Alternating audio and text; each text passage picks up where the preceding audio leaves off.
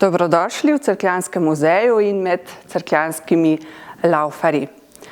Maska je sicer izraz, ki je v preteklem letu od zadnjega pusta dobil eno povsem drugo dimenzijo, ampak mi se seveda ne bomo ukvarjali s temi maskami, ampak bomo ostali pri teh maskah, ki pravzaprav burijo človeško domišljijo že od pradavnine.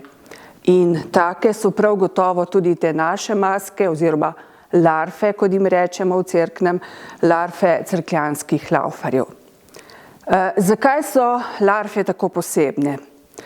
Prvič zato, ker so izrezljane iz lesa, drugič, ker jih v tako človeku podobni obliki pravzaprav ne srečamo nikjer drugje na Slovenskem. V skupini laufarjev je danes 25 likov in vsi, razen enega, imajo maske, larve izrezljane iz lipovega lesa. Tista edina, ki ni lesena, je pa izdelana iz telečje kože. Postopek izdelave larv imamo prikazan tudi tu v muzeju, na naši stalni razstavi, in sicer vse od te prve skice, ki jo nariše rezbar na kos lesa, do končnega izdelka, do larve, ki jo lahko tukaj tudi preizkusite. V teh najstarejših laufarskih likih, kot so pust, ta star, ta stara, so pravzaprav ohranjena verovanja naših davnih prednikov. Oni so dejansko verovali, da je treba pusta na nek način odstraniti, pokončati. Pust je namreč tisti, ki predstavlja zimo, in če so hoteli, da pride v deželo pomlad, da se začne tisti rodovitni del leta, potem seveda je treba pusta pokončati. Ustno izročilo pripoveduje o večstoletni tradiciji laufarije v Cerknem. Žal ni nobenih starejših pisnih virov. Zadnja tista laufarija po starem se je menda odvijala tik pred Prvo svetovno vojno, leta 1914, potem je pa prišlo do večdesetletne prekinitve. Šele po drugi svetovni vojni, leta 1956, je prišlo do obnovitve laufarije, lahko rečemo predvsem po zaslugi Petra Breliha. Peter Brelih je bil Cerkljan, ki se je sicer med obema vojnoma izselil, ampak je začel po vojni načrtno prihajati nazaj v Cerkno, prepričevati starejše ljudi, da bi bilo dobro, če bi to šego obnovili, in to je potem ob pomoči dr. Nika Kureta z Inštituta za slovensko narodopisje tudi uspelo. Tako da od leta 1956 naprej laufarji spet vsako leto prikličejo pomlad. Ob obnovitvi laufarije leta 1956 je bilo pravzaprav treba vse larve na novo izdelati. Nič se ni ohranilo, razen tistih larv, ki jih je hranil etnografski muzej. Takrat v Cerknem ni bilo rezbarja, ki bi to bil sposoben narediti, in je Brelih poiskal rezbarja v Ljubljani, in to je bil Rado Jelinčič.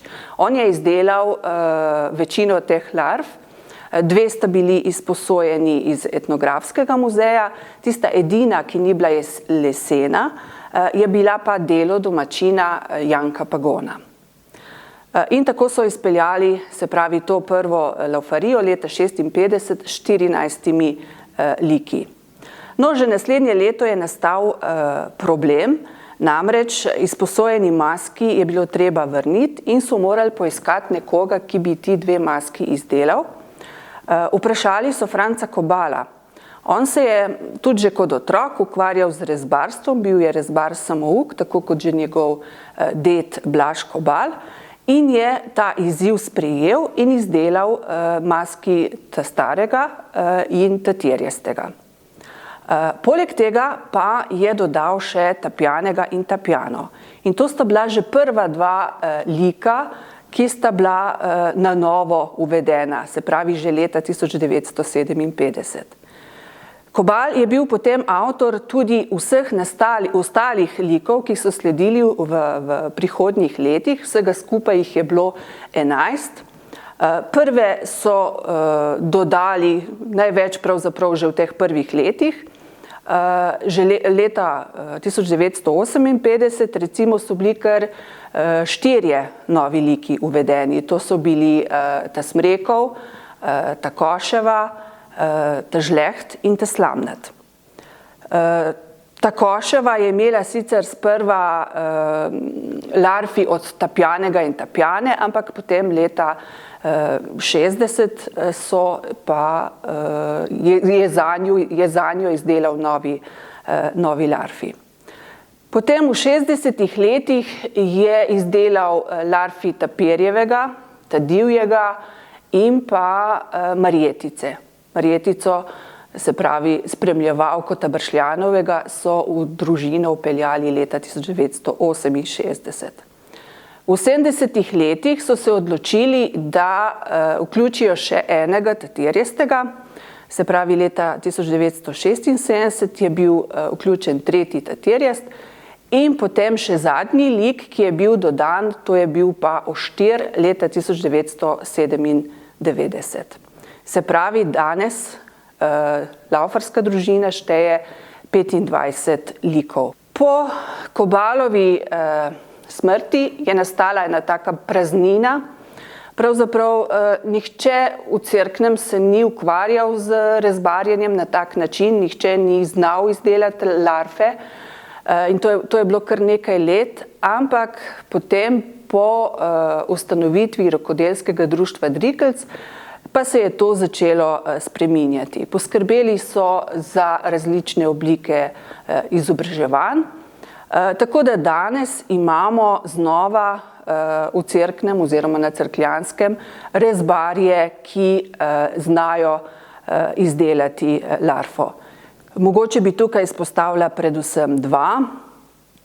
Vid Prezelj recimo je izdelal tudi za nas 3 larfe, to so larfe, ki jih imamo tu na razstavi in ki jih lahko obiskovalci tudi preizkusijo. Pa tudi Marjan Rejc je dober izdelovalec larv, pa še nekateri drugi. Tako da danes se pravzaprav ni več bati za to.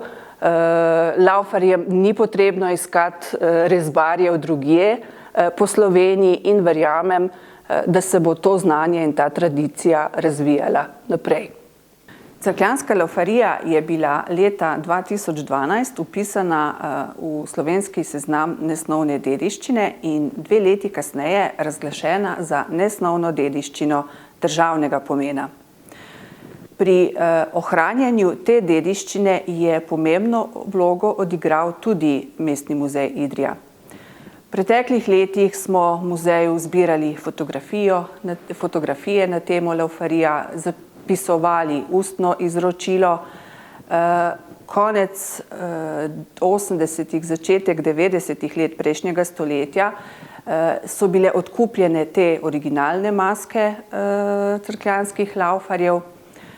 Postavili smo 2 občasni razstavi in potem ob praznovanju 50-letnice obnovitve laufarije postavili tudi stalno razstavo tu v Cerkljanskem muzeju z naslovom Pust je kriv, pripoved o cerkljanskih laufarjih. Letošnje leto je posebno leto, kar se tiče pustovanj, tudi večinoma bodo odpadla, tudi pustne obsodbe v Cerknem ne bo v taki obliki, kot smo je bili navajeni v preteklih letih, se pravi prvič po dolgih letih ne bomo Cerkljani in vsi ostali prišli na glavni trg poslušati pustne obsodbe, ampak prepričana sem, da ne bomo ostali povsem brez, da laufarji delajo na tem, da tudi letos obsodijo pusta za vse tisto, kar je bilo slabo v preteklem letu. Tudi oni so se preselili na splet, kjer jim lahko sledite.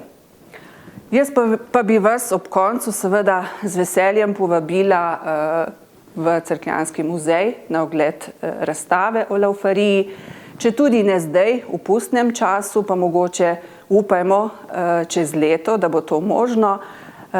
Torej pridite, obiščite nas oziroma kot rečejo laufarji, pridite v Cerkna, da bo ripa bolj debela.